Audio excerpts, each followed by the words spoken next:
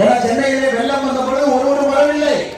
எங்களை வந்து பார்க்கல. நீ ஓட்டு கேட்பதற்கு மட்டும் திமுக வருவதற்கு அனுமதி இல்லை என்பதால் சென்னையிலே கருப்பு கொடி கட்டி இருக்கின்றோம் என்று மத்திய சென்னை பகுதியில் சொன்னாங்க. ஒரு தனிநபருடைய சராசரி வருமானம் 1,96,000 ரூபாய்க்கு உயர்த்தி இருக்கின்றோம். இவங்க என்ன பண்ணிருக்கிறாங்க? திமுக கடன்கார மாநிலமா மாற்றி வச்சிருக்காங்க. 33 மாதத்துல திராவிட முன்னேற்ற கழகத்தினுடைய அரசு வாங்கியிருக்கக்கூடிய கடன் மட்டுமே 3,50,000 கோடி. மொத்த கடன் தமிழக 8 லட்சம் கோடி. யார் கட்டுவாங்க? இளைஞர்கள். நீங்க தான் கட்டுவாங்க அடுத்த 50 வருஷம். பெரிய ஒரு பிரச்சனை. இளைஞர்கள் யாரெல்லாம் இருக்கின்றீர்களோ நீங்கள் புரிந்து கொள்ள வேண்டும். உங்களுடைய வளர்ச்சியை பாதிக்கும் அளவுக்கு தமிழக அரசு கடன் வாங்கி இருக்கிறார். 8 லட்சம் கோடி. இந்தியாவில் எந்த மாநிலமும் 8 லட்சம் கோடி வாங்கலைங்க. எப்படி ரோடு போடுவாங்க? குண்டு குழியுமா போட மாட்டாங்க. எப்படி ஒரு நல்ல ஒரு மருத்துவ வசதி செய்து கொடுப்பார்கள்? செய்து கொடுக்க மாட்டாங்க. பள்ளிக்கூடம் எப்படி கட்டுவாங்க? கட்ட மாட்டாங்க. ஒரு நல்ல கவர்மெண்ட் பஸ் எப்படி புது பஸ் வாங்குவாங்க? வாங்குறதுக்கு பணம் இல்லை, எதுவுமே இல்லை. கடன்கார மாநிலமாக தள்ளி இருப்பது திராவிட முன்னேற்ற கழகத்தினுடைய சாதனை. இந்தியாவை ஒரு மிகப்பெரிய பொருளாதார ஆதிக்க சக்தியாக மாற்றியிருப்பது பாரத பிரதமர் நரேந்திர மோடி அவருடைய சாதனை என்பதை புரிந்து கொள்ளக்கூடாது. சத்தம் போடா வேலை செய்யறாங்க. சத்தம் போடா பணம் கொடுத்துருக்கோம். 2 லட்சம் கோடி ஒரு மாநிலத்துக்கு யோசிச்சுப்பாங்க. 2 லட்சம் கோடி ரூபாய். திமுக சாதனை இல்லைங்க. பால் வரி உயர்த்தியாச்சு, ரயில் வரி உயர்த்தியாச்சு, வெண்ணெய் வரி உயர்த்தியாச்சு, சொத்து வரி உயர்த்தியாச்சு, தண்ணீர் வரி உயர்த்தியாச்சு, மின்சார கட்டணம் உயர்த்தியாச்சு. உயர்த்தாத ஏதாச்சும் இருக்குதுங்களா இல்லையா? கொண்டிருக்கின்றேன். இன்னொரு பக்கம் 33 மாதமாக திராவிட முன்னேற்ற கழகம் செய்வதை சொல்லிக் கொண்டிருக்கின்றனர். ஐயா விவசாய பெருமக்கள் இன்னைக்கு நம்முடைய நாகப்பட்டினம் மாவட்டத்தில் மட்டுமே ஐயா விவசாய பெருமக்கள் நீங்க மோடி ஐயாவுடைய கௌரவ நிதி திட்டத்தில் பயன்படுறாங்க. உங்களுக்கு வருடத்திற்கு 6,000 ரூபாய் மோடி ஐயா அனுப்பி வைக்கிறார். இதுவரை 15 தவணையில தவணைக்கு 2,000 ரூபாய் 30,000 ரூபாய் விவசாய பெருமக்களுடைய வங்கி கணக்கு அனுப்பியிருக்கின்றோம்.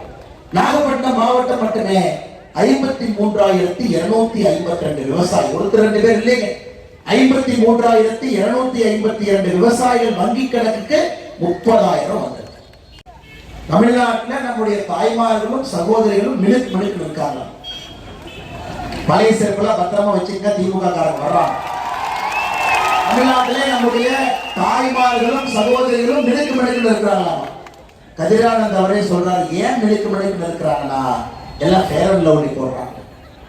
ஏன் ஃபேர் அண்ட் லவ்லி போடுறாங்கன்னா இவங்க 1000 ரூபாய் கொடுக்குறாங்களாமா, அதனால ஃபேர் அண்ட் லவ்லி போடுறாங்க. தமிழ்நாட்டிலே இதுவரை அரசியல்ல நம்முடைய தாய்மார்களை சகோதரிகளை திராவிட முன்னேற்ற கழகத்தினுடைய ஆட்சியை போல் யாரும் கொச்சைப்படுத்தியதே கிடையாது. ஒரு பெண்களை தன்னுடைய காலிலே விழுவதற்கு அனுமதிக்க மாட்டாங்க. அது மோடி. மோடியோட காலில், மோடி ஐயா காலில் யாரும் விடக்கூடாதுங்க, விடவே கூடாது. அனைவரும் சமம் என்று நினைக்கக்கூடிய மனிதர். அது குறிப்பாக பெண்கள் மோடி ஐயா காலில் விழுந்தா ஏற்றுக்கொள்ளவே மாட்டார். ஒரு தாய்மார்களுக்கு, மகளிர்களுக்கு, சகோதரிகளுக்கு மோடி ஐயா கொடுக்கக்கூடிய மரியாதையை பாருங்க.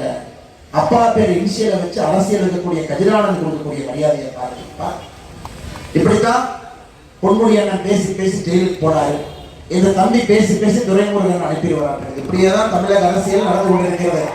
அதுக்கப்புறம் யாராவது ஜெயிலுக்கு போனா அண்ணாமலையின் எம்எல்ஏ கூட்டம் சொல்லுவாங்க. இவங்கெல்லாம் தப்பு பண்ணிட்டு இவங்கெல்லாம் ஜெயிலுக்கு போவாங்க. கேட்டா பழி எம்எல்ஏ போடுவாங்க. சகோதர சகோதரிகள், இந்த லஞ்ச ஒழிப்புத்துறைக்கு ஒரு அமைச்சர் இருக்கிற அவர் பேர் ரகுபதி.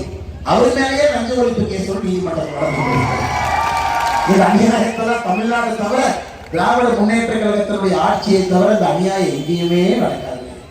இப்படிப்பட்ட ஊழல்வாதிகளுடைய கூடாரமாக இங்க அங்கே ஒரு குண்டூசி கூட திருடாத மோடி அவர்களும் நம்முடைய 76 அமைச்சர்களும் கூட ஒரு பக்கம் சகோதர சகோதரி. ஐயா நீங்க உங்க கேட்பா முதலமைச்சர் சொல்வார், துபாய்க்கு போவாராமா 1000 கோடி ரூபாய் வருமாறு ஒன்னே இருக்காரு.